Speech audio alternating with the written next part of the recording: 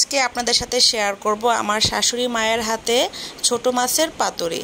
Hello friends, আসসালামু আলাইকুম। কেমন আছেন সবাই? আলহামদুলিল্লাহ আমরা বেশ ভালো আছি।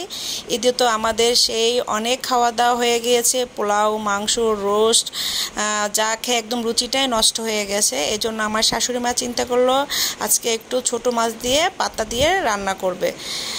এই জন্য সে প্রথমে ছোট মাছগুলো ভালো করে ধুয়ে নিয়েছে, এরপরে পেঁয়াজ কুচি দিয়েছে, পেঁয়াজ একটু বাটাও দিয়েছে, রসুন দিয়েছে হাফ চা চামচের মতো, আর এখানে হলুদের গুঁড়া দিয়েছে হাফ চা চামচের মতো, মরিচের গুঁড়া দিয়েছে 1 চা চামচের মতো, আর সাথে দিয়েছে সরিষার তেল। এটা দিয়ে ভালো করে মেখে নিয়েছে। এই যে আমি এই পাতাটা দেখিয়ে দিয়েছি, এটা হচ্ছে কলা পাতা। আমরা সবাই চিনি কলা পাতা, আর এই পাতাটা আমাদের হাতের কাছে সবারই থাকে।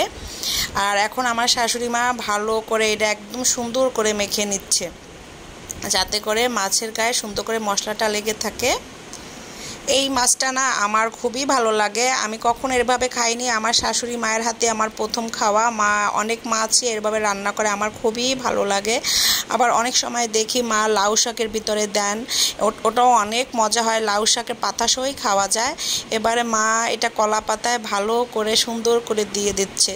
আর প্রত্যেকটা মায়ের হাতের রান্নার স্বাদই কিন্তু অসাধারণ থাকে। আমার শাশুড়ি মায়ের হাতের রান্নাও অনেক মজা।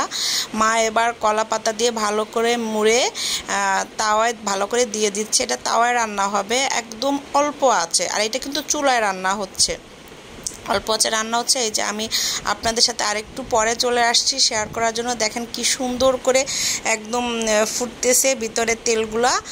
রান্না কিন্তু হয়ে গিয়েছে, মা উঠিয়ে ফেলেছে। এখনও চুলার উপরে একটু দিয়ে রেখেছে যাতে করে আরেকটু ভালো করে হয়, একটু পোড়া পোড়া হয়। দেখেন কি সুন্দর পোড়া পোড়া হয়েছে। মা এবার উঠিয়ে ফেলেছে, আমরা এখন খাবো। এই দেখেন কত সুন্দর মাছটা হয়েছে, দেখেই কিন্তু খেতে ইচ্ছে লাগতেছে। আমার শাশুড়ি মা বলতেছি না, খুবই মজা হয়েছিল কিন্তু